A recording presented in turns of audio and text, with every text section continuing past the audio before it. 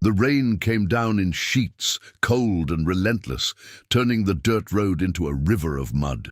Clara Hartwell stood at the edge of town, soaked to the bone, clutching the small bundle that held everything she owned in the world. Her hands trembled, not from the cold, though the April wind cut through her thin dress like a knife, but from the humiliation that still burned in her chest. "Get out, and don't come back!" her sister-in-law had screamed just an hour before, shoving her toward the door. "I've fed you long enough.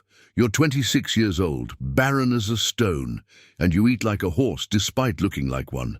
We're done with you." The door had slammed, and Clara had stood there in the rain, too stunned to move. 3 years she'd lived with her brother's family after their parents died. 3 years of scrubbing floors, cooking meals, mending clothes, caring for her brother's 4 children while he drank away his wages and his wife grew meaner with each passing month. And now she had nowhere to go. The town of Silver Creek, Montana, wasn't big enough to offer much hope. She'd tried the boarding house first, but Mrs. Henderson had taken one look at her drenched appearance and shaken her head. No work, no room. That's the rule. The general store didn't need help. The saloon, well, Clara would rather die in the rain than work in a saloon. She started walking, not knowing where she was going, just knowing she couldn't stand still. The cold was seeping into her bones, now making her teeth chatter. Her worn boots squished with every step, and her sodden skirts clung to her legs, heavy as iron chains. Through the grey curtain of rain, she saw lights ahead. A ranch, maybe. She'd heard there were big spreads out this way. Cattle operations run by men who'd made fortunes during the war. Maybe they needed help. A cook, a laundress, anything. The wind picked up, nearly knocking her sideways. Clara stumbled, caught herself, and kept walking. Her vision was starting to blur. How long had she been out here? An hour? 2? She couldn't tell anymore. Everything was cold and wet and hopeless. She didn't see the hole in the road until her foot plunged into it. Her ankle twisted, pain shot up her leg, and she went down hard. The bundle flew from her hands, landing in a puddle. Clara tried to get up, but her ankle wouldn't hold her weight. She crawled toward her belongings, mud coating her hands and knees, rain pounding her back. "This is how I die," she thought, distantly, drowning in the mud like an unwanted kitten. That's when she heard the horse. The sound of hooves came fast, then stopped. Clara looked up through the rain-soaked strands of hair plastered to her face. A massive black stallion stood above her, and on its back sat the biggest man she'd ever seen. He was off the horse in an instant, kneeling beside her. "Christ," he muttered, his voice deep and rough. "How long have you been out here?" Clara tried to answer, but her teeth were chattering too hard. She managed to point toward her bundle. Forget that. Strong arms slid under her, lifting her like she weighed nothing at all. Clara wanted to protest. She was heavy, everyone told her so, but she was too cold, too tired. Her head fell against his chest, and she felt the steady thump of his heartbeat beneath the oilskin coat. "Hold on," he said, and there was something in his voice that made her believe him. "I've got you now." She barely remembered the ride to the ranch house. The world tilted and swayed, cold rain giving way to blessed warmth. She heard voices, a woman's sharp with concern, the man's low and commanding. Blankets wrapped around her, hot liquid forced between her lips. Hands, gentle, careful hands, removing her wet clothes and dressing her in something dry and warm. When she finally surfaced from the haze of cold and exhaustion, Clara found herself in a bed. Not a cot or a pallet on the floor like she'd slept on at her brother's house, but an actual bed with a real mattress and quilts piled high. A fire crackled in a stone fireplace, filling the room with warmth and the scent of burning pine. "You're awake." Clara turned her head. A woman stood in the doorway, older, with silver-streaked dark hair and kind eyes. She carried a tray with a bowl of something that smelled like heaven. "I'm Mrs. Morrison, the housekeeper," the woman said, setting the tray on the bedside table. "You gave us quite a fright. Mr. Blackwood found you, half frozen on the road. Another hour and—" She shook her head. "Well, you're safe now, that's what matters." I don't understand," Clara managed, her voice hoarse. "Who is Mr. Blackwood?" "The owner of this ranch.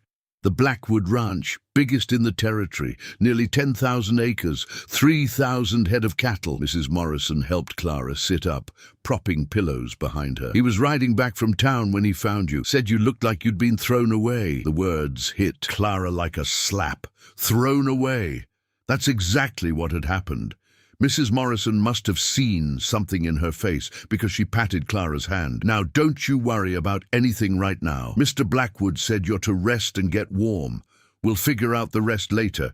Can you eat?" Clara nodded, and the older woman handed her the bowl. It was beef stew, thick and rich, with chunks of meat and vegetables that made Clara's mouth water. She hadn't eaten since yesterday morning. "Slowly now," Mrs. Morrison cautioned. "Your stomach's not used to good food, I'd wager." It wasn't. Clara ate slowly, savoring every bite while Mrs. Morrison busied herself around the room. The housekeeper didn't ask questions, didn't demand explanations. She just let Clara eat and rest. And for that, Clara was grateful beyond words. When the bowl was empty, Mrs. Morrison took it and studied Clara with an assessing gaze. "You're a good size," she said finally. "Strong-looking. You do hard work before?" "Yes, ma'am. Cooking, cleaning, washing, mending. I can do most anything that needs doing." Mrs. Morrison nodded. "We'll see what Mr. Blackwood says. He's the one who makes the decisions around here. For now, you rest. That ankle of yours needs tending." After the housekeeper left, Clara lay back against the pillows and stared at the ceiling. The room was simple but clean, with whitewashed walls and sturdy furniture, so different from the cramped, dirty space she'd shared with her nieces at her brother's house. She closed her eyes, exhaustion pulling at her, but her mind wouldn't settle. Who was this Mr. Blackwood who'd pulled her from the mud, and what would he want in return for his kindness? Men didn't do things for nothing. Clara had learned that much in her 26 years. There was always a price. She'd find out soon enough. Clara woke to sunlight streaming through the window.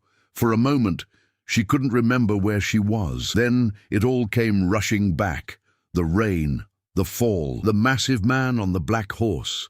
Her ankle throbbed when she tried to move it, but the pain was bearable. Someone had wrapped it in bandages while she slept. Clara sat up carefully, taking in the room properly for the first time. It was bigger than she'd thought, with a wardrobe in one corner and a washstand with a pitcher and basin. Her wet clothes from yesterday were gone, replaced by a simple brown dress hanging on a peg by the door. A knock made her jump. "Miss," it was Mrs. Morrison's voice. "Are you decent? I brought breakfast." "Yes, ma'am, come in." The housekeeper entered with another tray. Coffee this time, along with eggs, bacon, and fresh bread. Clara's stomach growled at the sight. "How's the ankle?" Mrs. Morrison asked, setting the tray down. "Better, thank you." "Good.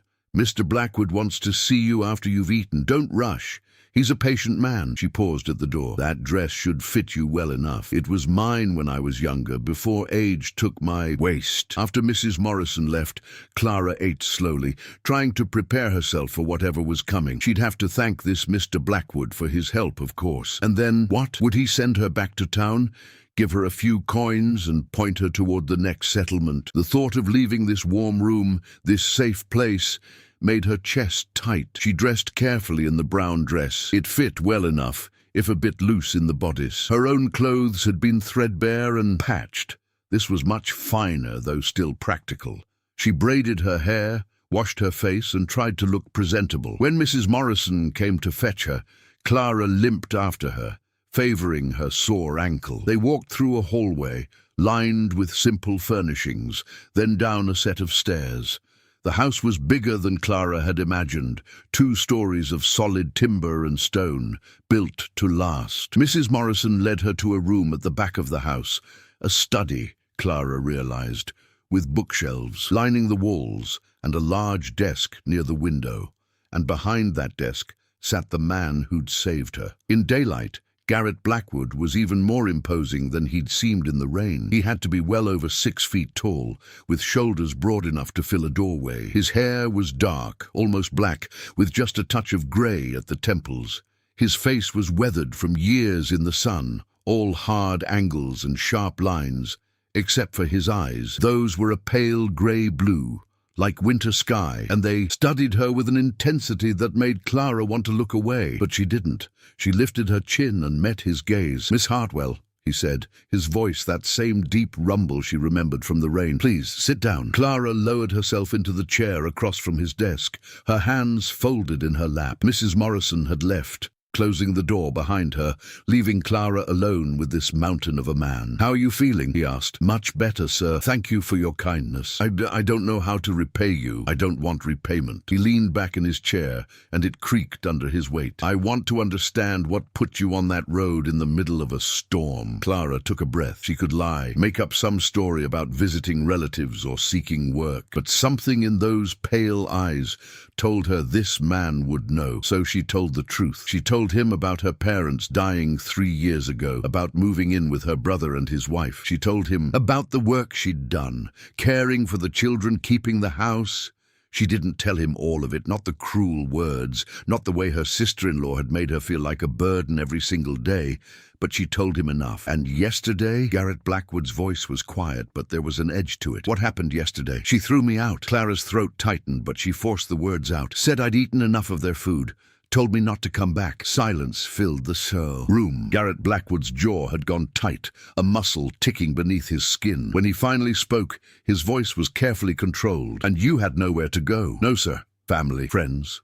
No one." He studied her for a long moment, those winter sky eyes, seeing more than Clara wanted them to see. Then he stood, and Clara's breath caught at the sheer size of him. He had to be at least a foot taller than her, and she wasn't a small woman. He walked to the window, hands clasped behind his back. "I'm going to make you an offer, Miss Hartwell. You can refuse if you want. You'll owe me nothing either way. I'll give you money for a coach ticket to wherever you want to go, and enough to live on for a few months.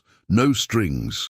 Clara's heart sank. He was sending her away, just as she'd feared. "But," he continued, turning to face her, "if you want to stay, I have a proposition." "Stay." The word hung in the air like a promise. "I need a wife." Clara's eyes went wide. Garrett Blackwood raised a hand before she could speak. "Let me finish. I'm not asking you to love me or play at romance. This would be a business arrangement, nothing more. I need someone to run my household, someone I can trust. Mrs. Morrison is getting older. She needs help, not more work." And he paused, and for the first time, Clara saw something almost vulnerable in his expression. "I need an heir. I'm 41 years old, and I have no children. This ranch needs to pass to someone when I'm gone." "You want children," Clara whispered. "But, sir, my sister-in-law said I was barren. I've never—" "Your sister-in-law is a fool." His voice was sharp. "You were never married, were you?" "No." "Then how would she know? How would you know?" He moved closer, and Clara had to tilt her head back to look at him. "I'm offering you a home, Miss Hartwell. Security. A place where no one will throw you out or tell you you're a burden. In return, I ask for your help with this ranch and the possibility of children. If we're not blessed with them, then we're not. But I'd like to try." Clara's mind raced. Marriage. To this stranger, this intimidating mountain of a man. It should terrify her. She should refuse, take his offer of a coach ticket and try to make her own way. But where would she go? What would she do? She had no skills beyond housework, no prospects, no future, and this man was offering her everything: a home, safety, purpose. "Why me?" she asked. "You could marry anyone, some young, pretty girl from a good family. Why choose someone you found half drowned in the mud?" Garrett Blackwood's expression softened slightly. "I've met plenty of young, pretty girls from good families, Miss Hartwell. Most of them took one look at me and decided I was too rough, too old, too much. The rest saw my money and nothing else." He paused. "When I found you yesterday, you were at your lowest point. You had nothing, and you'd lost everything. But you didn't beg, you didn't cry. You tried to reach for your belongings even though you couldn't stand. That tells me you're strong, and strength is worth more than beauty any day." Clara felt tears prick her eyes, but she blinked them back. "I'm not strong, I'm just stubborn. Same thing, in my experience." He returned to his desk, pulled out a sheet of paper and began writing. "Think about it. Take the day, take a week if you need it. Mrs. Morrison will see to anything you need. If you decide to leave, I'll arrange the coach myself. And if I stay—" He looked up, pen still in hand. "Then we'll be married as soon as you're ready. You'll have your own room until you're comfortable sharing mine. The ranch will be your home, and you'll have authority over the household. I won't lie to you. I'm not an easy man to live with. I work long hours, I don't talk much, and I've been alone so long I've forgotten how to be any other way. But I'll never raise a hand to you. I'll never speak to you the way your sister-in-law did. And I'll never make you feel like you're anything less than my equal partner in this life. It was the longest speech Clara had heard him make, and every word of it settled into her heart like stones dropped into a well. I don't need a week, she said quietly, or even a day. Garrett Blackwood set down his pen. No, no. Clara stood, her ankle protesting but holding her weight. She walked to the desk and looked him in the eye. I'll marry you, Mr. Blackwood, and I'll do my best to be the wife you need. For a moment, he just stared at her. Then, slowly, he extended his hand. Call me Garrett. Clara took his hand. It swallowed hers completely, rough and calloused and warm. Clara! His fingers tightened gently around hers, and Clara felt something shift in the room, in her life, in everything. This was real. This was happening. Welcome home, Clara, Garrett said, and the words sounded like a vow. They were married 3 days later. The ceremony was simple, conducted by a circuit preacher who happened to be passing through Silver Creek. Mrs. Morrison and 2 of the ranch hands served as witnesses. Clara wore a new dress, cream-colored with lace at the collar, that Garrett had bought for her in town. When she'd protested the expense, he'd simply said, "You're my wife.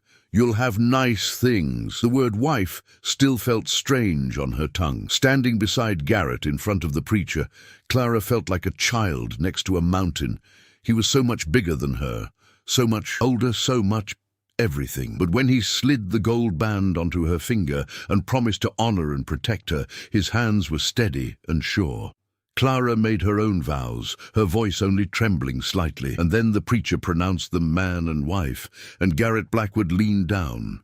He had to lean down quite far and pressed a gentle kiss to her forehead, not her lips, her forehead, like she was something precious. The wedding breakfast afterward was a cheerful affair, with Mrs. Morrison fussing over the food and the ranch hands offering gruff congratulations.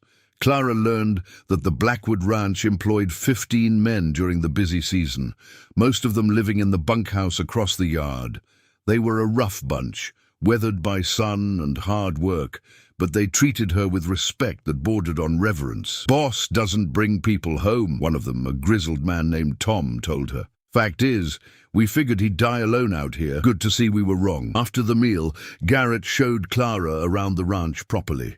It was even larger than she'd imagined. The main house, the bunkhouse, 2 barns, a stable, corrals, and outbuildings stretching across the valley. Beyond that, pastures rolled away toward distant mountains, dotted with cattle that looked like toys from this distance. "It's beautiful," Clara breathed, standing on the porch and taking it all in. "It's a lot of work," Garrett said, "especially during roundup and branding. But it's a good life." Clara glanced up at him. He stood with his thumbs hooked in his belt, surveying his land with quiet pride. She'd been so focused on the strangeness of this marriage that she hadn't really thought about what it meant to be married to a man like Garrett Blackwood. He wasn't just any rancher. He was successful, respected, powerful in this territory, and he'd chosen her. "Why haven't you married before?" she asked, before she could stop herself. Garrett was quiet for a long moment. Then, "I was engaged once, long time ago, before the war. Her name was Elizabeth. She was beautiful, educated, from a wealthy family in Virginia. We were going to be married the summer I turned 23. What happened? The war happened. I enlisted, fought for 4 years. When I came back," he paused, his jaw tightening, "I wasn't the same man who'd left, and Elizabeth wasn't interested in what I'd become. She'd already married someone else, someone who'd stayed safe at home." The bitterness in his voice was old and deep. "I came west after that," Garrett continued. "Started with nothing but a horse and a rifle. Built all this." He gestured at the ranch. "Figured I didn't need a wife or family. Work was enough. And now," he turned to look at her, those pale eyes searching her face, "now I'm 41, and I realize work isn't enough. A man can build an empire, but if he has no one to share it with, no one to pass it to, what's the point?" Clara understood that. She'd spent 3 years working herself to exhaustion for her brother's family, and in the end, it had meant nothing. She'd had no one to share her burdens with, no one who valued what she did. "I won't disappoint you," she said quietly. "I'll work hard. I'll help Mrs. Morrison. I'll learn everything I need to know about running this household. And she felt her cheeks heat. "I'll try to give you children." Garrett's expression softened. "Clara," he reached out and cupped her chin gently in his large hand, tilting her face up toward his. I don't expect miracles. All I ask is that you be yourself. That's enough." His thumb brushed her cheek, and Clara's breath caught at the tenderness in the gesture. Then he let her go and stepped back, breaking the spell. "Come on," he said, his voice gruff again. "I'll show you the rest of the house." That night, Clara lay in her own room, the same room she'd woken up in that first morning, and stared at the ceiling. She was married now. Mrs. Garrett, to Blackwood. It still didn't feel real. A soft knock at her door made her sit up. "Yes, it's me," Garrett's voice, low and careful. "May I come in?" Clara's heart started pounding. Yes, he entered, closing the door behind him. He'd changed from his wedding clothes into simple trousers and a shirt, sleeves rolled to his elbows. Even in the dim light from her bedside lamp, he looked enormous. "I wanted to make sure you understood something," he said, staying near the door. "This room is yours, for as long as you want it. I won't force myself on you, won't demand anything you're not ready to give. When you're ready to share my bed, if you're ever ready, you tell me. Until then, you sleep here, and I'll leave you be." Relief and something else. Something that might have been disappointment flooded through Clara. "That's very kind of you. It's basic decency." He studied her for a moment. "You're afraid of me." It wasn't a question, but Clara answered anyway. "A little. You're very large." To her surprise, Garrett almost smiled. "Yeah, I get that a lot. My mother used to say I was raised on giant's milk." He moved closer, slowly, like he was approaching a skittish horse. "Can I show you something?" Clara nodded. He held out his hand, palm up. After a moment's hesitation, Clara placed her hand in his. He was so much bigger that her fingers looked like a child's in his grip, but his touch was gentle, careful. "You see that?" he said softly. "I know my own strength, Clara. I've been this size since I was 16 years old, and I've learned how to be gentle. I won't hurt you, not on purpose, not ever." Clara looked up at him, at this huge, scarred man who spoke so carefully, who'd saved her from the mud and given her everything without asking for anything in return. The fear that had knotted in her chest began to ease. "I believe you," she whispered. Garrett squeezed her hand gently, then let go. "Good. Now get some sleep. Tomorrow, Mrs. Morrison will start teaching you everything about running this place. Fair warning, she's a hard taskmaster." He left, closing the door softly behind him. Clara lay back down, her hand still tingling where he touched it. For the first time in 3 years, she felt something that might have been hope. The next weeks passed in a blur of activity. True to Garrett's warning, Mrs. Morrison was a demanding teacher. She showed Clara every aspect of running the ranch household, managing supplies, planning meals for the ranch hands, organizing cleaning and laundry schedules, dealing with merchants who came calling, even handling basic bookkeeping. "Mr. Blackwood needs a partner who can keep this place running when he's out with the cattle," the housekeeper explained.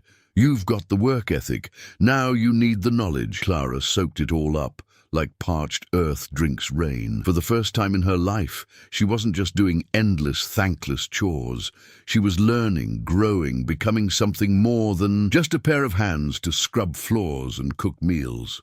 She saw Garrett mostly at dinner and occasionally in the evenings. He was often gone from dawn until after dark, working with the cattle or riding the fence lines, or dealing with the 100 other tasks that came with running a ranch this size. But when he was home, he was present. He asked about her day, listened to her concerns, made decisions with her input. He also kept his word about her room. Every night, he bid her good night at her door and went to his own room across the hall.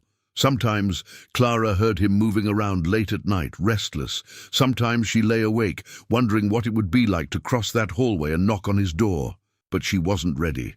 Not yet. A month after the wedding, everything changed. Clara was in the kitchen, helping Mrs. Morrison prepare supper, when shouting erupted from the yard. She rushed to the window and saw several ranch hands gathered around something on the ground. Someone hurt. Her heart lurched into her throat. Was it Garrett? She ran outside, Mrs. Morrison at her heels. The ranch hands parted to let her through, and Clara saw Garrett on the ground, his face pale with pain, one leg bent at an unnatural angle. "Horse spooked and threw him," Tom explained, his voice tight with worry. "Legs broke bad." Clara dropped to her knees beside her husband. "Garrett, I'm all right," he gritted out, though sweat beaded his forehead. "Just get Doc Reynolds from town." "Tom's already gone," Mrs. Morrison said, "but it'll be hours before he gets back." Clara looked at Garrett's leg, and felt sick. The bone had to be set, and soon or it would heal wrong. She'd seen enough injuries growing up to know that. "We need to get him inside," she said, surprised at how steady her voice sounded. "Carefully. We'll need a board to keep the leg straight." The ranch hands moved quickly, following her orders. They fashioned a makeshift stretcher and carried Garrett into the house, up to his room. Clara had never been in here before. It was larger than hers, more Spartanly furnished, with a massive bed that barely looked big enough for him. They laid him on the bed as gently as they could, but Garrett still went grey with pain. "Out!" Clara told the ranch hands. "Mrs. Morrison, I need clean cloth, whiskey, and those splints from the barn, the ones we use for calves." "Clara," Garrett started. "Hush." She smoothed the hair back from his forehead, her hand trembling only slightly. "I've set bones before. My father broke his arm twice, and there was never money for a doctor. I can do this, but I need you to trust me." His pale eyes locked on hers. "I trust you." Those 3 words gave Clara strength she didn't know she had. Mrs. Morrison brought the supplies. Clara gave Garrett a generous pour of whiskey, then took one herself for courage. His hand found hers and squeezed. "Do what you need to do," he said. Setting the leg was the hardest thing Clara had ever done. Garrett didn't scream. He bit down on a leather strap instead, but the sounds he made nearly broke her heart. His hand crushed hers, but she didn't pull away. She worked as quickly as she could, feeling for the break, pulling the bone back into alignment, splinting it tight. When it was done, Garrett was breathing hard, his shirt soaked with sweat. Clara's hands shook as she pulled a blanket over him. "You did good," he murmured, his voice rough. "Real good. The doctor will have to check it," Clara said. But she felt a fierce pride in her chest. She'd done it, she'd helped him. Over the next hours, Clara stayed by Garrett's side. She wiped his face with cool cloths, gave him water, adjusted his pillows. Mrs. Morrison tried to get her to rest, but Clara refused. "He's my husband," she said simply. "I'll care for him." When Doc Reynolds finally arrived, he examined Garrett's leg and nodded approvingly. "Whoever set this did a fine job. Clean break, properly aligned. He'll be off his feet for weeks, but he'll heal right." After the doctor left, Clara sagged with relief. It was well past midnight now, and exhaustion dragged at her bones. "You should sleep," Garrett said from the bed. His color had improved, though pain still lined his face. "I will." Clara started to rise, but his hand caught hers. "Stay." She looked at him, confused. "Please." His thumb moved over her knuckles, a gentle, seeking touch. "Just stay with me tonight. I don't want to be alone." Clara's heart squeezed. This man who was so strong, so capable, was asking her to stay, not demanding, not expecting, asking. "All right," she whispered. She kicked off her shoes and climbed onto the bed beside him, careful not to jostle his injured leg. The bed was indeed massive, easily big enough for both of them. Garrett shifted slightly, making room for her, and Clara found herself tucked against his side, her head on his shoulder. "Thank you," he murmured into her hair, "for today, for everything. You gave me a home when I had nothing," Clara said quietly. "I'll always take care of you." His arm came around her, holding her close. And there, in the darkness, with this man's heartbeat steady beneath her ear, Clara felt something shift inside her. This wasn't just a marriage of convenience anymore. This was real. This was home. She fell asleep like that, safe and warm, and for the first time in her life, she didn't feel alone. Garrett's recovery was slow and frustrating, at least for him. "I should be out there," he growled from his bed, watching through the window as the ranch hands worked without him. "Roundups in 2 weeks. And you'll be ready for it," Clara said firmly, changing the dressing on his leg. "But not if you push too hard and make this worse." He scowled, but didn't argue. Over the past week, Clara had learned that her husband was a terrible patient. He hated being confined, hated being helpless, hated depending on others. But he listened to her, which surprised them both. Clara moved into his room, officially after that first night. It seemed silly to sleep apart when he needed help during the night, and neither of them mentioned her moving back to her own room when he started healing. They settled into a strange, comfortable intimacy. Clara brought him meals, read to him from the newspapers and books in his study, sat with him in the evenings while she did her mending. Garrett talked more than she'd ever heard him talk before, about the ranch, about his plans for the future, about the war, and what came after. "I did things I'm not proud of," he told her one night, his eyes distant. "Killed men, watched friends die, came home with scars inside and out. Elizabeth took one look at me and knew I wasn't the boy she'd promised to marry anymore. Then she was a fool, Clara said. You're a good man, Garrett Blackwood, a strong man. What you survived made you who you are. He looked at her then, really looked at her, and Clara saw something in his eyes that made her breath catch. How'd I get so lucky? He murmured. Finding you on that road. I'm the lucky one. Clara set aside her mending and moved closer on the bed. You saved me. In every way a person can be saved. Garrett's hand came up to cup her face, his palm rough and warm against her skin. Clara, she didn't know who moved first. Maybe they both did. But suddenly his lips were on hers, gentle despite the hunger she could feel vibrating through him. Clara kissed him back, pouring everything she couldn't say into that kiss. Thank you, I trust you, I want this, I want you. When they broke apart, both breathing hard, Garrett rested his forehead against hers. I won't push, he said roughly. We can wait until I'm healed, until you're ready. I'm ready. Clara's heart was pounding, but she meant every word. I want this. I want you. His eyes darkened. My leg. We'll be careful. She smiled, surprising herself. I'll do all the work. A laugh rumbled out of him, deep and surprised. Lord, woman, you're going to be the death of me. No. Clara kissed him again, softer this time. I'm going to be your life. That night, they made their marriage real in every sense. Garrett was gentle. So gentle, his big hands careful on her body. Clara had been afraid. She'd heard enough whispers about a woman's wedding night to expect pain, but there was only a brief discomfort, quickly swallowed by the warmth of his touch, the tenderness in his eyes. You're beautiful, he whispered against her skin. So damn beautiful. No one had ever called her beautiful before. Clara hadn't thought she cared about such things, but hearing it from Garrett, feeling it in the way he touched her, looked at her, it undid something inside her chest. Afterward, she lay in his arms, her head on his chest, his hand stroking slowly through her hair. No regrets? He asked quietly. None. Clara tilted her head to look up at him. You? Not a single one. He kissed the top of her head. You're mine now. Really mine. I was yours the moment you pulled me out of that mud, Clara said.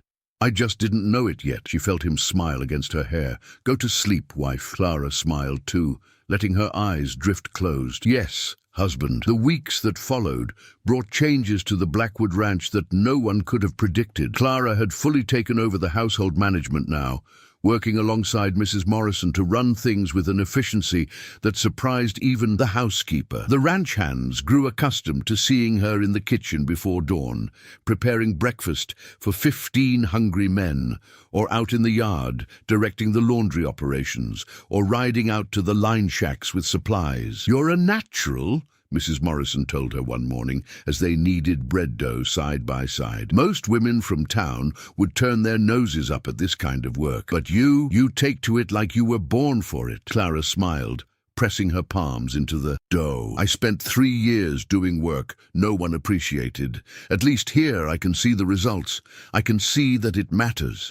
What she didn't say, what she was still getting used to, was how Garrett looked at her when he came in from a long day's work and found supper waiting, the house clean, everything running smoothly, like she was performing miracles instead of just doing what needed doing. Their nights together had settled into a comfortable pattern. They would eat dinner together, sometimes joined by Mrs. Morrison, sometimes alone. Afterward, Garrett would go over the ranch books while Clara did her mending or read. Simple, domestic, peaceful, but there was always that underlying current of awareness between them, the way his eyes followed her across a room, the way her breath caught when his hand brushed hers, passing the salt, the way they both lingered in doorways, neither quite willing to be the first to retreat to their separate rooms. One evening, about a month after Garrett's leg had healed enough for him to walk without a limp, Clara found him in his study, staring at a letter with an expression she couldn't quite read. Is something wrong? She asked from the doorway. He looked up, and something in his face made her heart clench. Come in, close the door. Clara did, her pulse quickening. Had she done something wrong? Was he unhappy with her work? Garrett stood, the letter still in his hand. This came from town today, from a lawyer. A lawyer? Clara's stomach dropped. Garrett, if this is about the marriage, if you want to end it... What? No! He crossed to her in 3 long strides, taking her shoulders gently. Clara, no! That's not... He stopped, took a breath. Your brother is contesting our marriage." The words didn't make sense at first. Then they did, and Clara felt cold fury wash through her. "He what?" "He's claiming I took advantage of you, that you weren't in your right mind when you agreed to marry me. He wants the marriage annulled and—" Garrett's jaw tightened. "He wants you to come back to his household." Clara laughed, but there was no humor in it. "Of course he does. His wife probably realized how much work I actually did, how much easier their lives were when they had me to boss around." "The lawyer says he has no legal grounds," Garrett said quietly. "We were both adults. You entered into the marriage willingly, and we've—" He paused, color rising in his cheeks. "We've consummated it. There's no basis for annulment." "Good." Clara's hands were shaking, so she clenched them into fists. "Because I'm not going back there, not ever." "I know." Garrett's hands moved from her shoulders to cup her face, tilting it up toward his. "But I need to know something, Clara. Are you happy here? Truly happy? Or do you feel trapped?" The question stunned her. "Trapped? Garrett, you gave me everything. How could I feel trapped?" "Because I gave you no choice," he said roughly. "You were desperate, and I offered you security in exchange for being my wife.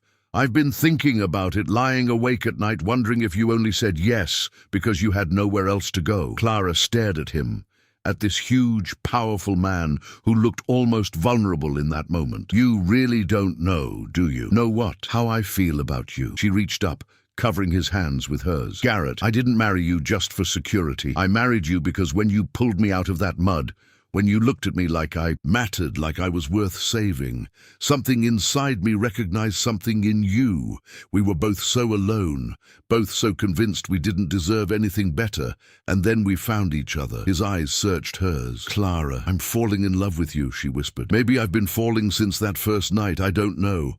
But I know that when I think about my future now, all I see is you, this ranch, our life together, and it doesn't feel like settling or making do. It feels like home." For a moment, Garrett just stared at her. Then he was kissing her, deep and desperate, like he'd been holding back for weeks and couldn't anymore. Clara kissed him back with equal fervor, her arms wrapping around his neck, pulling him closer. When they finally broke apart, both breathing hard, Garrett rested his forehead against hers. "I love you," he said, the words rough but certain. "I think I loved you from the moment you set my broken leg without flinching, then crawled into my bed. Like you belonged there, because you did. You do." Clara felt tears slide down her cheeks, but she was smiling. "So tell my brother's lawyer to go to hell." Garrett laughed, the sound rumbling through his chest. "Oh, I plan to, but first," he swept her up in his arms, making her squeak in surprise. "First, I'm taking my wife to bed. Our bed. No more separate rooms. No more holding back." "Garrett!" Clara laughed, clinging to his shoulders as he carried her toward the door. "What about propriety? What about—" "Propriety be damned," he growled, kicking the door open. "You're my wife, and I'm done pretending I don't need you in my bed every night." Mrs. Morrison was in the hallway when they emerged. She took one look at them and smiled knowingly. "About time," she muttered, then louder. "I'll be sleeping at the far end of the house tonight. Very far end." Clara buried her burning face against Garrett's shoulder as he carried her up the stairs, but she couldn't stop smiling. That night, they made their marriage real in a way it hadn't been before. There was no hesitation, no careful politeness, just two people who'd been alone too long, finding solace and passion and love in each other's arms. Afterward, Clara lay with her head on Garrett's chest, tracing idle patterns on his skin. "Tell me about the war," she said softly. "You never talk about it." She felt him tense. "It's not a happy story, I know, but I want to understand you, all of you. Even the parts that hurt." Garrett was silent for so long that Clara thought he wouldn't answer. Then, slowly, he began to speak. "I was 23 when it started, young and stupid, and convinced I was going to be a hero. I enlisted with a group of boys from my hometown. We all thought we'd be back by Christmas." His hand moved absently through her hair. "Most of them never came home at all." Clara listened as he told her about battles whose names she'd heard but never understood, about watching friends die, about the day he took a bayonet to the side and nearly died himself, about the months of recovery, alone in a field hospital, wondering if Elizabeth would still want him if he made it home. "When I finally did get back," Garrett said, his voice tight, "I went to her house. Still had my uniform on, still healing from my wounds. I thought, I thought she'd be happy to see me alive. What happened? She took one look at me and started crying. Not happy tears. She said I wasn't the man she'd agreed to marry, that the war had changed me, made me hard and cold. She said she couldn't bear to look at me. He paused. She'd been engaged to someone else for 6 months already, a banker's son who'd bought his way out of the draft. Clara pressed a kiss to his chest, right over his heart.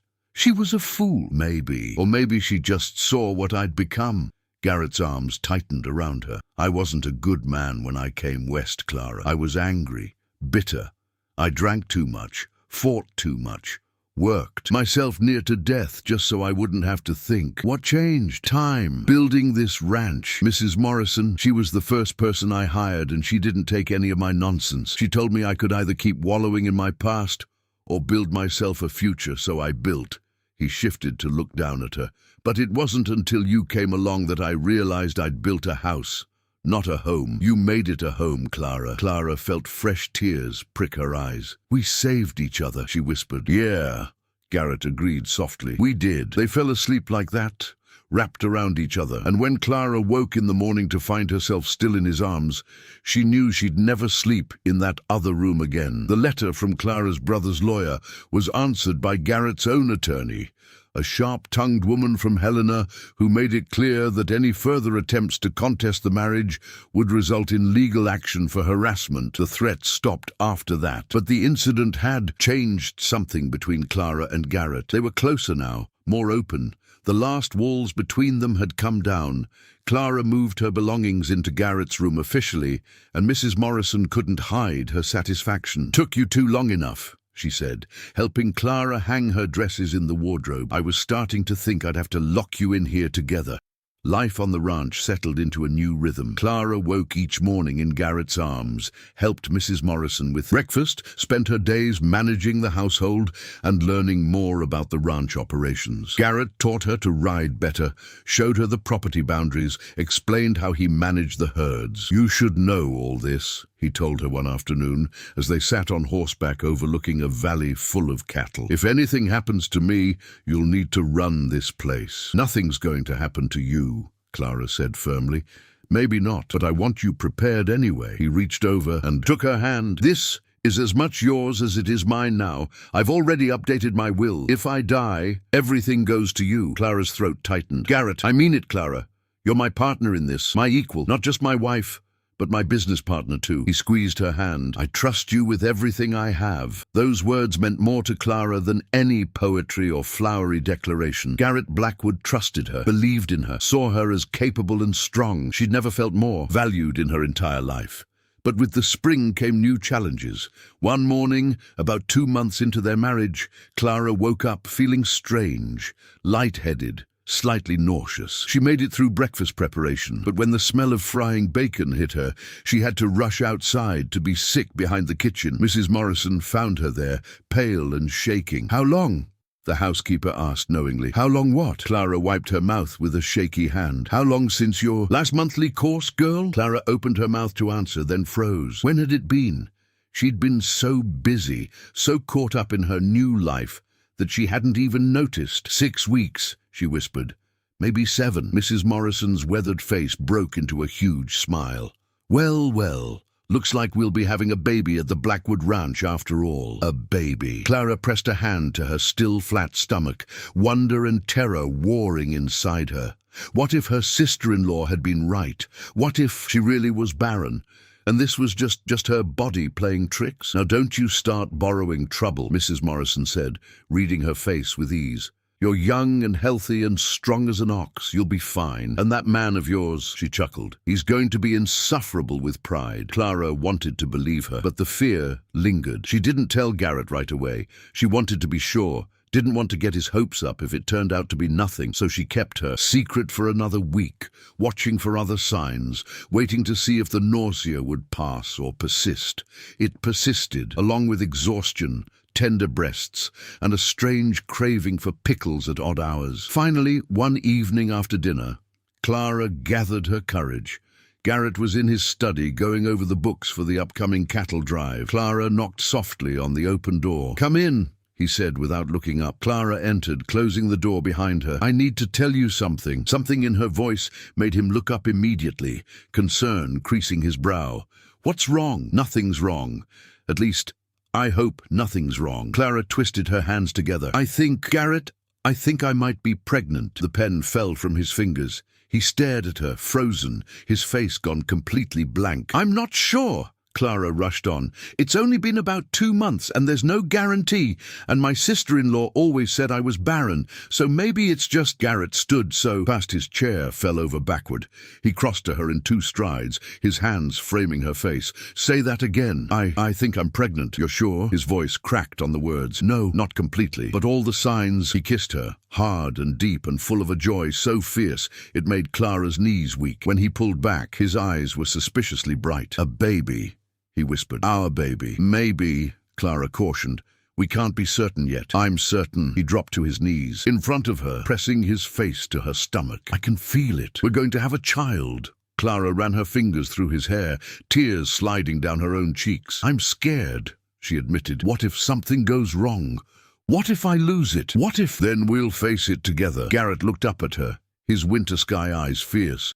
"But I believe you're strong enough to carry our child, strong enough to bring them into this world, and I'm going to be with you every step of the way." Clara believed him, and for the first time since she'd suspected the truth, the fear eased a little. Over the following weeks, Garrett became impossibly protective.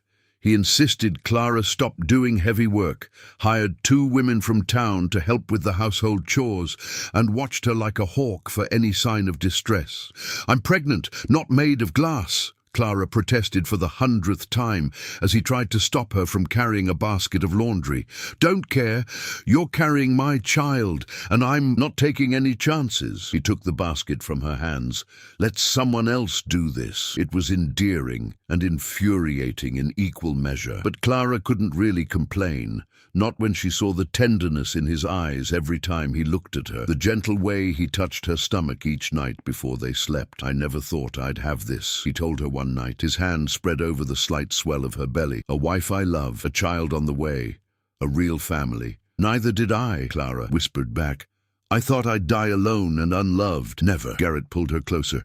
"You'll never be alone again, and you'll never doubt how much you're loved. I'll make sure of it." And he did, every single day. 6 weeks after Garrett's accident, the ranch was preparing for the cattle drive to market. Garrett's leg had healed well enough for him to ride, though Doc Reynolds had warned him to take it easy. Clara had her doubts about that. She'd come to know her husband well enough to know he didn't do anything halfway. But she kept her worries to herself and helped him prepare for the week-long journey. "I don't like leaving you," Garrett said the morning of the drive, standing in their bedroom and checking his gear. "I'll be fine. Mrs. Morrison and I will keep everything running." Clara handed him his coat. "You just focus on getting the cattle to market and coming home safe." He pulled her close, one hand cradling the back of her head. "I'm going to miss you every damn minute." Clara's throat tightened. 3 months ago, she'd been alone in the world. Now she had a husband who looked at her like she was precious, who touched her like she was fragile, who'd given her everything and asked for so little in return. "I love you," she blurted out, the words tumbling free before she could stop them. Garrett went still. Then slowly he pulled back to look at her. "What did you say?" Clara's cheeks burned, but she didn't look away. "I love you, Garrett Blackwood. I know this started as a business arrangement, but somewhere along the way, I fell in love with you. You don't have to say it back." He kissed her, hard and deep, cutting off her words. When he pulled back, his eyes were blazing. "I love you too," he said, his voice rough with emotion. "Have for weeks now. Maybe since the day you set my leg and then climbed into my bed like you belonged there. Because you do, Clara. You belong with me." Tears spilled down Clara's cheeks, but she was smiling. "Come home safe, always." He kissed her again, softer this time. "I'll always come home to you." The week Garrett was gone felt like the longest of Clara's life. She threw herself into work, helping Mrs. Morrison with every task she could find, but the house felt empty without him. The bed felt too big, too cold. On the 5th day, Clara woke up feeling ill. She barely made it to the wash basin before losing what little breakfast she'd managed to eat. Mrs. Morrison found her there, pale and shaking. "How long have you been feeling poorly?" the housekeeper asked, her eyes sharp. Just today. Clara wiped her mouth with a shaky hand. Must have been something I ate. Mrs. Morrison's expression turned knowing, or maybe it's something else entirely. When was your last monthly course, dear? Clara opened her mouth to answer, then froze. When had it been? She'd been so busy, so wrapped up in learning to run the household and caring for Garrett, and 6 weeks, she whispered, maybe 7. A smile spread across Mrs. Morrison's weathered face. Well then, I'd say congratulations are in order, Mrs. Blackwood. A baby. She might be carrying Garrett's baby. Joy and terror warred in Clara's chest. What if her sister-in-law had been right? What if she couldn't carry a child to term? What if something went wrong? Now don't you worry yourself, Mrs. Morrison said, reading her expression. You're young and strong. You'll be fine. And Mr. Blackwood, she chuckled, that man is going to be insufferable with pride. Clara pressed a hand to her still flat stomach, wonder filling her. A baby. Their baby. She couldn't wait to tell Garrett. Garrett came home on the 7th day, tired and dusty and grinning. We got top dollar, he announced, sweeping Clara up in his arms, despite her protests about him being dirty. Enough to buy that new breeding stock I've been wanting and put away a good amount for the future. That's wonderful, Clara said, laughing as he spun her around. But put me down before you hurt your leg. He set her down gently, his hands lingering at her waist. Missed you something fierce. I missed you too, and I have something to tell you. Something in her voice must have alerted him, because his expression shifted to concern. What's wrong? Nothing's wrong. Actually, everything is very right. Clara took his hands and placed them on her stomach. We're going to have a baby. For a long moment, Garrett just stared at her. Then his eyes went wide, his face transforming with an expression Clara had never seen before. Pure, unfiltered joy. A baby? His voice cracked. You're sure? As sure as I can be. Mrs. Morrison thinks I'm about 2 months along. Garrett dropped to his knees in front of her, pressing his face to her stomach. His shoulders shook, and Clara realized with amazement that he was crying. Garrett, you've given me everything, he said, his voice muffled against her dress. A home that's not just a house, a reason to care about. And tomorrow, and now this, a child, our child. Clara stroked his hair, her own tears falling freely now. I told you I'd try to give you children. He looked up at her, this huge, strong man, with tears streaming down his weathered face. I don't deserve you. Yes, you do. Clara pulled him to his feet and kissed him. We deserve each other, and we're going to be a family. A family, he repeated, the word full of wonder. Then he picked her up, carefully, so carefully, and carried her toward the stairs. You need to rest. No more heavy work. We're hiring more help. Garrett, I'm pregnant, not made of glass. Don't care. You're carrying my child, and I'm going to take care of you both. He laid her on their bed with infinite gentleness. Let me do this, Clara. Let me protect what's mine. Looking at him, at this man who'd saved her from the mud and the rain and the loneliness, who'd given her everything and asked only that she be herself, Clara felt her heart swell until it seemed too big for her chest. All right, she whispered. Take care of us. He lay down beside her, one large hand spreading protectively over her stomach. Always, he promised, for the rest of my life. The baby came in the spring, after a long, difficult labor that left Garrett pacing holes in the floor and Mrs. Morrison laughing at his worry. First babies take their time, the housekeeper said. Go check on the cattle or something. You're making everyone nervous. But Garrett refused to leave, staying just outside the bedroom door until Clara's cries finally gave way to the thin, furious wail of a newborn. It's a girl, Mrs. Morrison called, and Garrett burst through the door. Clara lay exhausted on the bed, her hair plastered to her forehead, her face pale, but she was smiling as she cradled a tiny, red-faced bundle against her chest.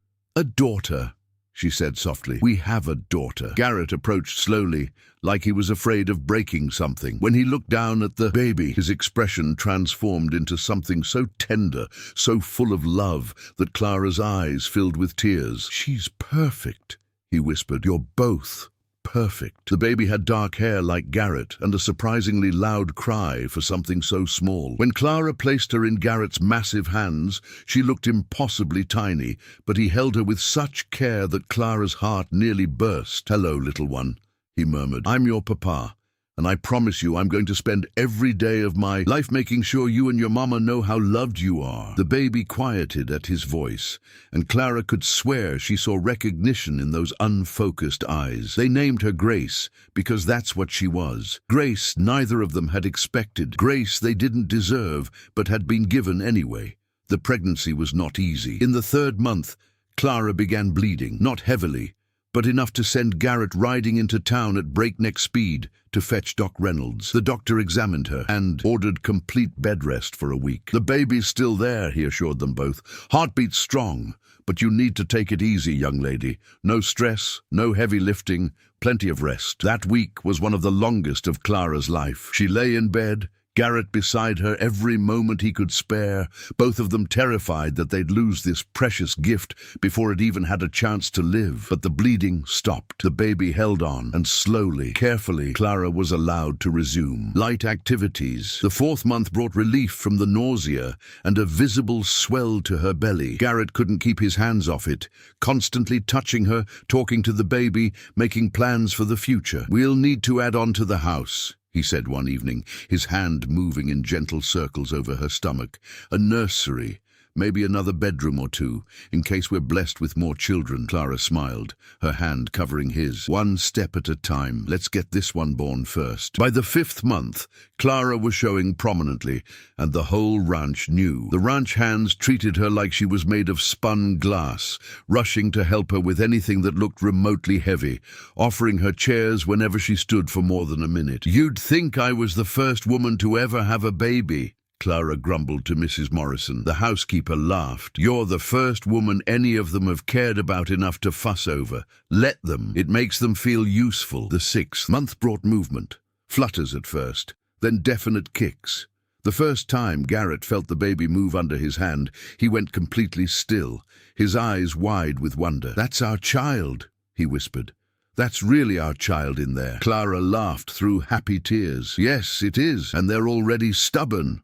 Feel that? They only kick when I'm trying to sleep." As Clara's belly grew, so did Garrett's tenderness. He massaged her aching feet every evening. He built her a rocking chair for the porch, perfectly sized and cushioned. He made sure she had whatever food she was craving, no matter how strange the request. When Clara mentioned she'd like some of her mother's recipes, Garrett rode all the way to her brother's house to demand Clara's mother's old recipe book.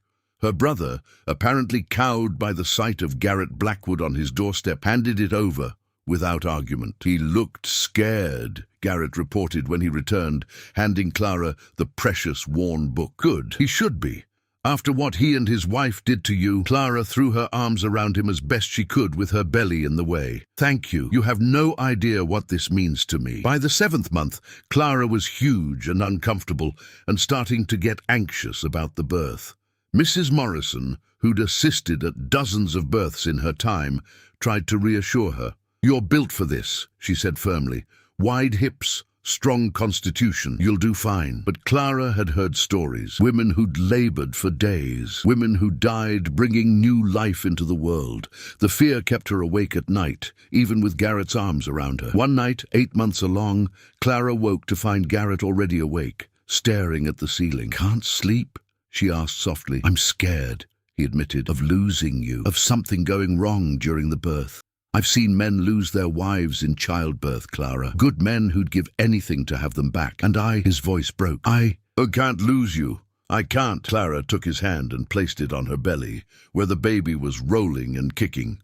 "You won't lose me. I'm strong, remember? You said so yourself, and I'm not going anywhere. I have too much to live for. Promise me," Garrett said fiercely. "Promise me you'll fight, if it comes down to it, if the doctor has to choose." "Don't." Clara pressed her fingers to his lips. "Don't even say it.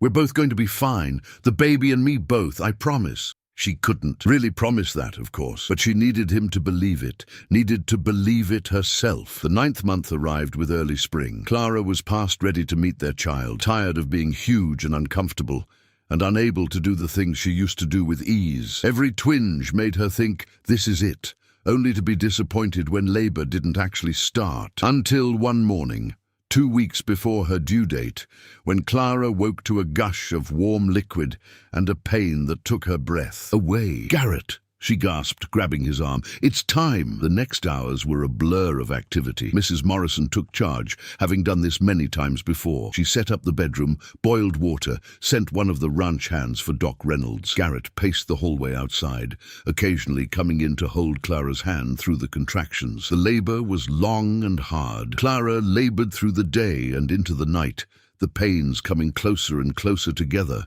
until they were nearly constant. She walked, she squatted, she did everything Mrs. Morrison told her to do, but the baby wouldn't come. By midnight, Doc Reynolds was looking worried. The baby's positioned wrong, he told Garrett quietly, thinking Clara couldn't hear. Breech. If we can't turn it soon. No! Garrett's voice was raw. There has to be something you can do. Clara heard it all through the haze of pain. She gritted her teeth and bore down with the next contraction, determined not to let fear win. This baby was coming. She and Garrett had survived too much to lose each other now. That's it, Mrs. Morrison encouraged. Come on, girl. You're stronger than this. Push. Clara pushed and pushed and pushed. And finally, after what felt like an eternity, she felt something shift. The baby moved. Doc Reynolds gave a triumphant cry. There, the baby's turning. Keep pushing, Mrs. Blackwood. 3 more contractions, 3 more pushes that took everything Clara had, and then a cry split the air, thin and furious and absolutely beautiful. It's a girl, Mrs. Morrison called, and Garrett burst through the door. Clara lay exhausted on the bed, her hair plastered to her forehead, her face pale. But she was smiling as she cradled a tiny, red-faced bundle against her chest. A daughter, she said softly. We have a daughter. Garrett approached slowly, like he was afraid of breaking something. When he looked down at the baby, his expression transformed into something so tender, so full of love, that Clara's eyes filled with tears. She's perfect, he whispered. You're both perfect. The baby had dark hair like Garrett, and a surprisingly loud cry for something so small. When Clara placed her in Garrett's massive hands, she looked impossibly tiny, but he held her with such care that Clara's heart nearly burst. Hello, little one, he murmured. I'm your papa, and I promise you, I'm going to spend every day of my life making sure you and your mama know how loved you are. The baby quieted at his voice, and Clara could swear she saw recognition in those unfocused eyes. They named her Grace because that's what she was. Grace neither of them had expected. Grace they didn't deserve, but had been given anyway. The first weeks with Grace were exhausting and wonderful in equal measure. Clara had never been around babies much. Her nieces and nephews had been older when she'd lived with her brother's family. She learned everything on the fly: how to nurse, how to change diapers, how to soothe a crying infant at 3 in the morning. Garrett was besotted. He held Grace every chance he got, walking the floors with her when she was fussy, talking to her in a soft rumble that seemed to calm her instantly. Clara would sometimes wake in the night to find him standing by the cradle they'd set up in their room, just watching their daughter sleep with an expression of pure wonder on his face. I still can't believe she's real, he told Clara one night as they lay in bed, Grace asleep between them, that she's ours. She's real, Clara assured him, reaching over their daughter to take his hand. And she's perfect, just like her father. Mrs. Morrison was a godsend during those first weeks. She showed Clara how to manage the household duties while caring for an infant, how to make time for herself, how to ask for help when she needed it. You can't do everything, the housekeeper said firmly when she found Clara trying to nurse Grace while also preparing dinner with one hand. That's why we have help. Use it. Slowly, Clara learned to balance it all, and slowly, her body healed from the difficult birth. Doc Reynolds pronounced her healthy at her 6-week checkup, though he cautioned her to wait a while before having another child. Let your body recover, he advised. You had a hard time with this one. That night, Clara told Garrett what the doctor had said. They were lying in bed, Grace asleep in her cradle across the room, and Garrett's hand was tracing lazy patterns on Clara's stomach. We'll wait, he said immediately, as long as you need. I'm just grateful you and Grace are both here and healthy. Clara rolled to face him. I wouldn't mind having more children, eventually. Grace should have siblings, eventually, Garrett agreed. But there's no rush. Right now, I just want to enjoy what we have. He pulled her closer. My wife, my daughter, my family. It's more than I ever thought I'd have. Clara kissed him softly. It's more than I ever thought I'd have, too. You gave me everything, Garrett. A home, a family, love, purpose. You gave me the same, he said. We saved each other, remember? I remember. They fell asleep like that, wrapped around each other, their daughter sleeping peacefully nearby. And Clara thought about how different her life was now from what it had been a year ago. A year ago, she'd been drowning in mud, thrown away and forgotten. Now she was loved, cherished, needed. She had a husband who adored her, a daughter who depended on her, a home that was truly hers. It was more than a happy ending. It was a new beginning. Grace was 6 months old when trouble came to the Blackwood Ranch. It started with cattle going missing, just a few at first. Garrett noticed them gone during a routine count and assumed they'd wandered off or been taken by predators. But when more disappeared the following week, he knew something else was going on. Rustlers, Tom said grimly during a meeting in Garrett's study. Got to be. That's 30 head gone in 2 weeks. Have you seen any signs? Garrett asked. Tracks?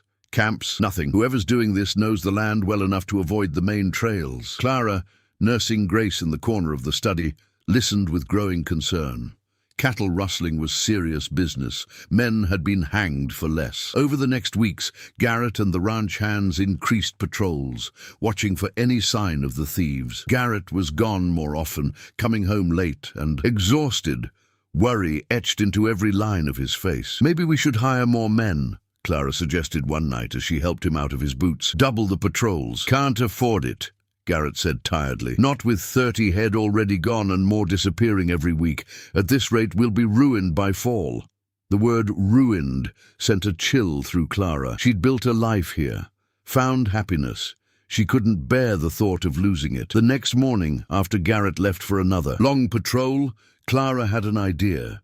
She bundled Grace up, saddled one of the gentler horses, and rode out to the far pastures where the cattle had been disappearing. Mrs. Morrison tried to stop her. You shouldn't be out there alone. It could be dangerous. I'm just going to look around, Clara assured her. I won't go far, and I'll be back before dark. She rode slowly, keeping Grace secure in a sling against her chest, studying the land. She'd learned a lot about the ranch over the past year, knew the property almost as well as Garrett did. And she had an advantage the men didn't. She thought differently, looked at things from a different angle. It was late afternoon when she found it, a trail, barely visible, leading away from the main grazing areas toward the rocky hills on the eastern boundary of the ranch. The men had been searching the western boundaries, assuming the rustlers would drive the cattle toward the main roads. But this trail led east, toward rough country that no one used because it was too difficult to navigate with large herds, unless you were only taking a few cattle at a time. Clara followed the trail for another hour, careful to stay alert for any sign of danger. The trail led to a narrow canyon she didn't even know existed, hidden between 2 rocky ridges. And there, in a makeshift corral, were the missing cattle. Clara's heart pounded. She needed to get back, tell Garrett, bring the men out here to recover the herd. She turned her horse and came face to face with 3 men, all armed, all looking very unhappy to see her. Well, well, one of them said, a tall man with a scar across his cheek. Look what we got here. Mrs. Blackwood herself.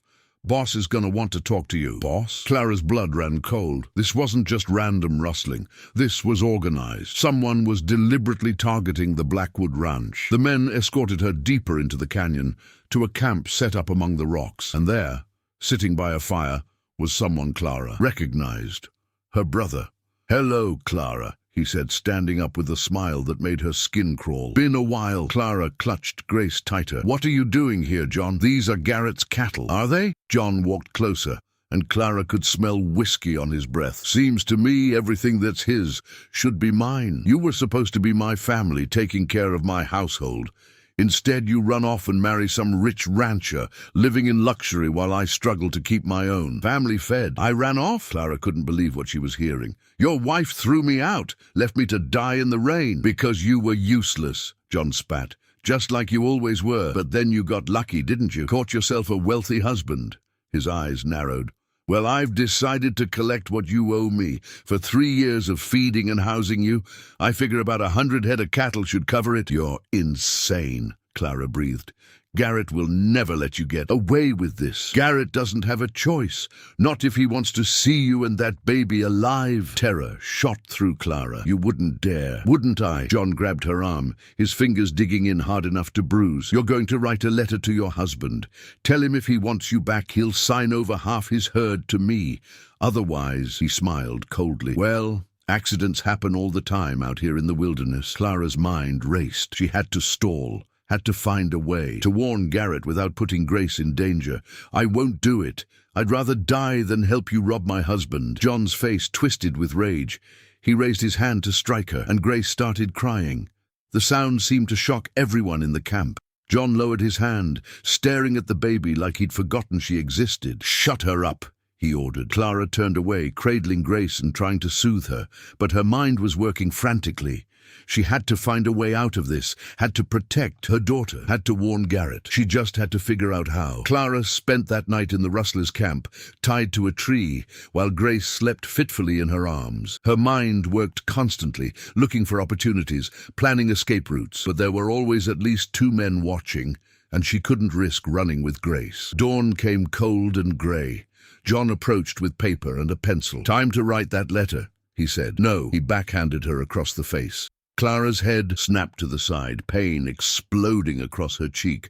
But she didn't cry out, didn't give him the satisfaction. You always were stubborn, John snarled. But you'll write it eventually. You're not stupid enough to let that baby die for your pride. He was right, and they both knew it. Clara would do anything to protect Grace, but she'd also do anything to protect Garrett and the life they'd built. So when John shoved the paper and pencil at her, Clara wrote. But she was careful about what she wrote. My dearest Garrett, she began, I hope this letter finds you well. Grace and I are being held by rustlers in the eastern canyons. Your knowledge of birds will help you find us. They demand half your herd in exchange for our safe return. I pray you will forgive what I must ask. She read it aloud to John, who nodded in satisfaction. Good. Now sign it. What John didn't know, what only Garrett would understand, was that they'd never discussed birds. It was a code, a warning. Garrett would know something was wrong, would know to approach with caution. One of John's men rode out to deliver the letter. Clara was moved to a tent, still bound but at least out of the wind. She nursed Grace, changed her as best she could, and waited. Hours passed, then a full day. Clara's anxiety grew. What if Garrett didn't understand her message? What if he walked into a trap the second night? Gunfire erupted from the canyon entrance. Clara's heart leaped. Garrett. It had to be Garrett. John cursed and grabbed Clara, a knife at her throat. Tell your husband to back off, or I'll kill you right here. But Garrett's voice rang out from the darkness, calm and deadly. You hurt her, and you won't live long enough to regret it. Let them go, and I'll let you ride out of here. Half your herd, John shouted. That was the deal. There is no deal. You're a cattle thief and a kidnapper, but you're also Clara's brother, and for her sake, I'm offering you one chance. Let my wife and daughter go. Leave Montana. If I ever see you in this territory again, I'll kill you myself. Clara felt the knife press harder against her throat. John's hand was shaking. He was scared, she realized. Scared of Garrett. Scared of being caught. Please, John, Clara said quietly. It doesn't have to end this way. You can still leave. Still make a life somewhere else. Shut up, he hissed. But the knife wavered. You were my brother once, Clara continued. You taught me to fish when I was little. Carried me home when I fell and hurt my knee. What happened to that person? He died when Pa died and left me with nothing. John's voice broke. Everything went to you, the favorite, the precious daughter, and I was left with debts and a family to feed, and so you became a thief. Clara's voice was sad, not angry. This won't solve anything, John. It'll only make things worse. For a long moment, no one moved. Then, slowly, the knife dropped away from Clara's throat. Go, John said, his voice hollow. Take your baby and go to your rich husband. I hope you're happy together. Clara didn't waste time. She grabbed Grace and ran toward the canyon entrance, toward Garrett's voice, toward safety. Strong arms caught her, and she knew without looking that it was her husband. I've got you, Garrett murmured, holding her and Grace tight. You're safe now. Behind them, they heard horses. John and his men, fleeing into the night. Tom and some of the ranch hands started to follow, but Garrett stopped them. Let them go, he said. We got what we came for. On the ride home, Clara told Garrett everything about following the trail, finding the cattle, her brother's twisted logic. Garrett listened in silence, his jaw tight with suppressed anger. "You could have been killed," he said finally. "You and Grace both." "I know. I'm sorry. I just wanted to help." "You did help. That code in your letter, your knowledge of birds, told me something was wrong." We approached carefully, scouted the area. "If you'd written a straight ransom note, I might have ridden right into an ambush." Clara leaned against his chest, Grace sleeping between them. "What happens now?" "Now we go home. We recover the cattle. We increase security." He paused. "And we make sure you and Grace are never in danger again." "It wasn't your fault," Clara said softly. "Wasn't it? I knew your brother was trouble. I should have—" "You can't protect us from everything, Garrett. No one can." She looked up at him. "But we're safe. Now we're together. That's what matters." He kissed the top of her head. "You're the strongest person I know, Clara Blackwood, and I love you more than life itself." "I love you too," she whispered. "Now let's go home." The months after the kidnapping were difficult.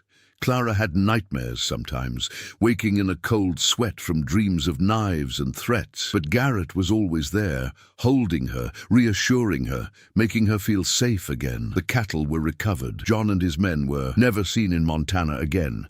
Rumor had it they'd fled to California. The ranch increased security, hired more hands, made sure the property was better protected, and life slowly returned to normal. Grace grew from an infant to a toddler, taking her first steps in the ranch house parlor, saying her first words, Mama and Papa, on the same day, making both Clara and Garrett cry with joy. She was a happy child, curious and fearless, with Garrett's dark hair and Clara's stubborn chin. Clara and Garrett's marriage deepened. They'd survived so much together. Poverty, injury, difficult childbirth, kidnapping, each trial had forged their bond stronger. They knew each other's fears and hopes, weaknesses and strengths. They were partners in every sense of the word. When Grace was 18 months old, Clara discovered she was pregnant again. This pregnancy was easier than the first. No bleeding, less nausea, more energy, and when the time came for the birth, it was faster and smoother. James Garrett Blackwood was born on a warm summer morning, healthy and loud and perfect. He had his father's size, even as a baby, and Clara joked that she'd given birth to a calf instead of a child. "He's going to be as big as you," she told Garrett, watching him hold their son with the same tender wonder he'd shown with Grace. "Poor kid," Garrett said. But he was smiling. "Being this size isn't always easy." "No," Clara agreed. "But being Garrett Blackwood's son, that's a blessing he'll carry his whole life." With 2 children, the ranch felt even more like a home. Grace adored her baby brother, constantly trying to help Clara care for him. Garrett expanded the house as he'd planned, adding a proper nursery and extra bedrooms for the family they were building. Mrs. Morrison, now truly aging, began to slow down. Clara gently took over more of her duties, hiring younger women to help with the heavy work. The housekeeper protested at first, but Clara was firm. "You took care of me when I needed it," she said. "Now let me take care of you." So Mrs. Morrison became less of a housekeeper and more of a beloved grandmother figure, spending her days rocking babies and teaching Grace to bake cookies and telling stories about the old days. The ranch prospered. Garrett's careful management and Clara's efficient household operations made the Blackwood Ranch one of the most successful in the territory. They weren't just wealthy. They were respected, admired, known for treating their workers fairly and their neighbors generously. Clara sometimes thought about the woman she'd been before Garrett found her, lost, desperate, convinced she had no value. That woman seemed like a stranger now. In her place was someone confident, capable, loved. One evening, almost 3 years after Grace's birth, Clara stood in the doorway of the nursery watching Garrett rock James to sleep. Grace was already in bed, her dark hair spread across the pillow like silk. "You're good at that," Clara said softly. Garrett looked up and smiled. That rare, gentle smile he saved for his family. "I've had practice. Between you and Mrs. Morrison, I've learned a thing or two about babies." Clara crossed to him, kissing his temple. "You're a good father, a good husband, a good man." "I'm a lucky man," he corrected. "Lucky that you crashed into my life and refused to leave." "I didn't refuse to leave. You asked me to stay. Best decision I ever made." He stood carefully, laying James in his cradle, without waking him. Then he pulled Clara into his arms. "Marry me," he said. Clara laughed quietly. "We're already married. I know, but I want to do it again. Properly this time, with the whole town watching. I want everyone to know that you chose me, that I choose you, every day for the rest of our lives. Tears pricked Clara's eyes. You really want to renew our vows? More than anything. We started in desperation. I want to recommit in joy. He cupped her face in his large hands. What do you say, Mrs. Blackwood? Yes, Clara whispered. Always yes. They renewed their vows that fall, in a ceremony attended by half the territory. Clara wore a beautiful cream-colored dress that Garrett had ordered specially from San Francisco. Grace was the flower girl, taking her job very seriously. James slept through the whole thing in Mrs. Morrison's arms. When the preacher asked if they took each other, both Clara and Garrett answered with voices that rang clear and strong. This wasn't a marriage of convenience anymore. This was a marriage of choice, of love, of forever. At the reception afterward, Tom gave a toast. I've known Garrett Blackwood for 10 years, he said, and I've never seen him as happy as he's been since Clara came into his life. She made him remember how to smile, how to laugh, how to live. Here's to many more years of happiness. Everyone cheered. Garrett pulled Clara close and kissed her in front of everyone, not caring who saw. I love you, he murmured against her lips. I love you too, Clara whispered back. Thank you for saving me. Thank you for saving me right back. They danced together as the sun set over the mountains, their children playing nearby, their friends and workers celebrating around them. And Clara thought about how far they'd both come. Two broken, lonely people who'd found each other in the rain and built something beautiful from the wreckage of their pasts. This was more than either of them had ever dreamed of having, more than they'd ever thought they deserved. But they had it, and they'd fought for it, and they'd keep fighting for it every day for the rest of their lives. 5 years later, Clara stood on the porch of the Blackwood Ranch, watching the sunset paint the mountains gold and purple. Grace was playing in the yard with her younger brother, James, their laughter ringing across the valley. Strong arms wrapped around Clara from behind, and she leaned back into Garrett's chest with a contented sigh. Happy, he murmured against her hair. Clara thought about the woman she'd been 5 years ago, cold, wet, terrified, thrown away like trash on a muddy road. She thought about everything that had happened since, the fear, the hope, the love that had grown slowly and surely between them. She thought about the children playing in the yard, the home they'd built together, the life they shared. Happy doesn't begin to cover it, she said, turning in his arms to kiss him. I'm blessed. We're blessed. Garrett's smile was soft and rare, the smile he saved just for her. I love you, Clara Blackwood. I love you too. She rested her hand over his heart, feeling the steady beat beneath her palm. Thank you for finding me, for saving me. You saved me right back. He kissed the top of her head, then called to the children. Grace! James! Come wash up for supper! The children came running, Grace reaching them first with James toddling after her. Garrett scooped them both up, one in each arm, making them shriek with laughter. Clara watched her family, her husband and her children, the home she'd never thought she'd have, and felt joy so complete it seemed to light her up from the inside. She'd been thrown out like trash, but Garrett Blackwood had found her, had seen her worth when she couldn't see it herself, and had given her a life beyond anything she'd ever dreamed. No, Clara thought as she followed her family inside to the warmth and light of their home. She hadn't been saved that rainy day on the road. She'd been found, and in finding her, Garrett had found himself too. They'd saved each other, and that, Clara knew, was the greatest blessing of all.